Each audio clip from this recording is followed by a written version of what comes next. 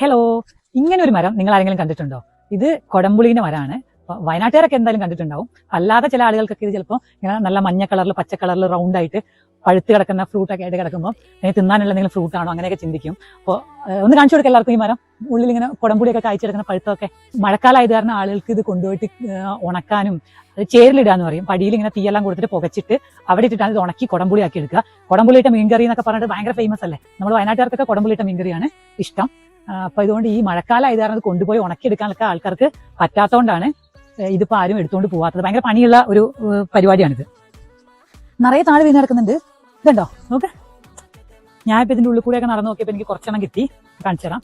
ഇതുണ്ടോ? പക്ഷെ ഇതിന്റെ തോട് ഇതിന്റെ കായൊന്നും നമുക്ക് തിന്നാൻ പറ്റൂല. കാരണം നമ്മൾ കടിച്ചു കഴിഞ്ഞിട്ടുണ്ടെങ്കിൽ നമ്മുടെ പല്ലൊക്കെ നല്ല യെല്ലോ കളറിൽ കറ വരും. അങ്ങനെ ഒരു പ്രശ്നമുണ്ട് ഇതിന്.